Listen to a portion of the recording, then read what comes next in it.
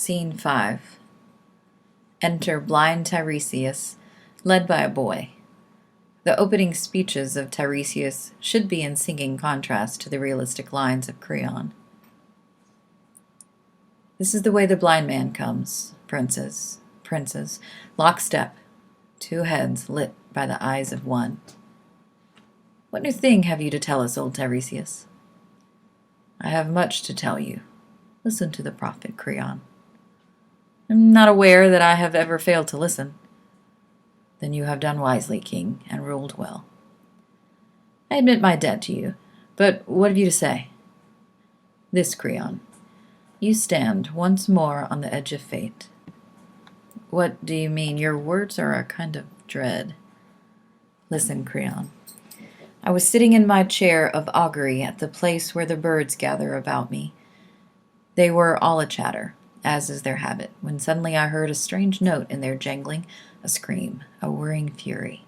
I knew that they were fighting, tearing each other, dying in a whirlwind of wings clashing, and I was afraid. I began the rites of burnt offering at the altar. But Hephaestus failed me. Instead of bright flame, there was only the sputtering slime of the fat thigh flesh melting, the entrails dissolved in gray smoke, the bare bone burst from the welter, and no blaze. This was a sign from heaven. My boy described it, seeing for me as I see for others. I tell you, Creon, you yourself have brought this new calamity upon us. Our hearths and altars are stained with the corruption of dogs and carrion birds that glut themselves on the corpse of Oedipus's son. The gods are deaf when we pray to them. Their fire recoils from our offering. Their birds of omen have no cry of comfort, for they are gorged with the thick blood of the dead. Oh, my son, these are no trifles. Think. All men make mistakes, but a good man yields when he knows his course is wrong, and repairs the evil. The only crime is pride.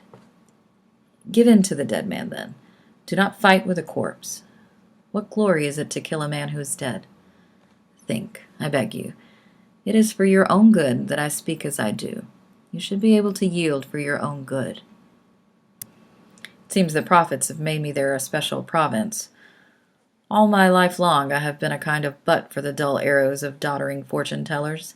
No, Tiresias, if your birds, if the great eagles of God himself should carry him stinking bit by bit to heaven, I would not yield. I'm not afraid of pollution. No man can defile the gods. Do what you will. Go into business, make money, speculate in India gold, or that synthetic gold from Sardis. Get rich otherwise than by my consent to bury him. Tiresias, it is a sorry thing when a wise man sells his wisdom, lets out his words for hire. Creon, is there no man left in the world? To do what? Come, let's have the aphorism. No man who knows that wisdom outweighs any wealth. As surely as bribes are baser than any baseness. You are sick, Creon. You are deathly sick. As you say, it is not my place to challenge a prophet. Yet you have said my prophecy is for sale. The generation of prophets has always loved gold. The generation of kings has always loved brass. You forget yourself. You're speaking to your king. I know it. You are a king because of me. You have a certain skill, but you have sold out.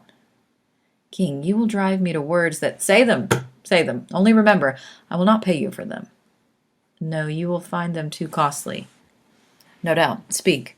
Whatever you say, you will not change my will. Then take this, and take it to heart. The time is not far off when you shall pay back corpse for corpse, flesh of your own flesh. You have thrust the child of this world into living night. You have kept from the gods below the child that is theirs. The one in a grave before her death, the other, dead, denied the grave. This is your crime, and the Furies and the dark gods of hell are swift with terrible punishment for you. Do you want to buy me now, Creon? Not many days, and your house will be full of men and women weeping, and curses will be hurled at you from far cities grieving for sons unburied, left to rot before the walls of Thebes. These are my arrows, Creon. They are all for you. To boy. But come, child, lead me home. Let him waste his fine anger upon younger men. Maybe he will learn at last to control a wiser tongue and a better head. Exit Tiresias. The old man has gone, king, but his words remain to plague us. I am old too, but I cannot remember that he was ever false. That is true. It troubles me. Well, it is hard to give in, but it is worse to risk everything for stubborn pride. Creon, take my advice. What shall I do? Go quickly. Free Antigone from her vault and build a tomb for the body of Dionysus. You would have me do this? Creon, yes. And it must be done at once. God moves swiftly to cancel the folly of stubborn men. It is hard to deny the heart, but I will do it. I will not fight with destiny. You must go yourself. You cannot leave it to the others. I will go. Bring axes, servants. Come with me to the tomb. I buried her. I will set her free. Quickly, my mind misgives. The laws of the gods are mighty, and a man must serve them to the last day of his life. Exit Creon. God of many names, O Lacos, son of comedian Semele, O born of the thunder, guardian of the west, regent of Elysia's plain, O prince of Maenad Thebes and the dragon field by rippling Ismanus, God of many names, the flame of torches flares on our hills, the nymphs of Lacos dance at the spring of Castalia from the vine-closed mountain.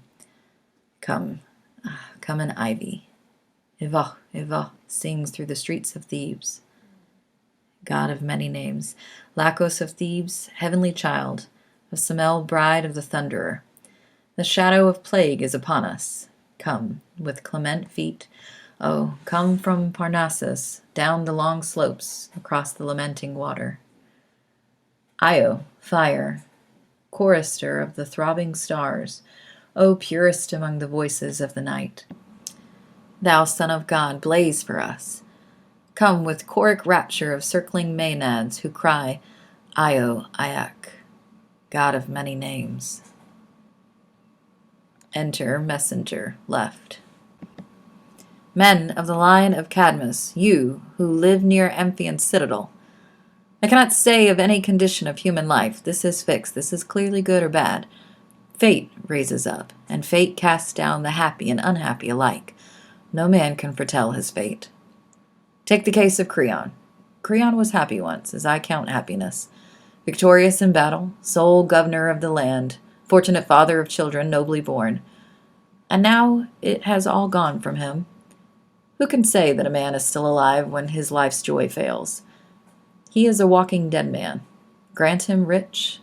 Let him live like a king in his great house. If his pleasure is gone, I would not give so much as the shadow of smoke for all he owns. Your words hint at sorrow. What is your news for us? They are dead. The living are guilty of their death. Who is guilty? Who is dead? Speak. Hymen. Hymen is dead, and the hand that killed him is his own hand. His father's or his own? His own, driven mad by the murder his father had done. Tiresias, how clearly you saw it all. This is my news. You must draw what conclusions you can from it. But look, Eurydice, our queen, has she overheard us? Enter Eurydice from the palace center. I have heard something, friends, as I was unlocking the gate of Pallas's shrine, for I needed her help today. I heard a voice telling of some new sorrow, and I fainted, there at the temple with all my maidens about me. But speak again, whatever it is, I can bear it. Grief and I are no strangers. Dearest lady, I will tell you plainly all that I have seen. I shall not try to comfort you. What is the use, since comfort could lie only in what is not true? The truth is always best. I went with Creon to the outer plain where Dionysus was lying, no friend to pity him, his body shredded by dogs. We made our prayers in that place to Hecate and Pluto, but they would be merciful, and we bathed the corpse with holy water, and we brought fresh broken branches to burn what was left of it, and upon the urn we heaped up a towering barrow of the earth of his own land. When we were done, we ran to the vault where Antigone lay on her couch of stone. One of the servants had gone ahead, and while he was yet far off, he heard a voice grieving within the chamber, and he came back and told Creon. And as the king went closer, the air was full of wailing, the words lost, and he begged us to make all haste. "Am I a prophet?" he said, weeping. "And must I walk this road, the saddest of all that have gone before? My son's voice calls me on. Oh, quickly, quickly. Look through the crevice there, and tell me if it is Hymen or some deception of the gods." We obeyed, and in the cavern's farthest corner we saw her lying. She had made a noose of her fine linen veil and hanged herself. Hymen lay beside her, his arms about her waist, lamenting her, his love lost underground, crying out that his father had stolen her away from him. When Creon saw him, the tears rushed to his eyes, and he called to him.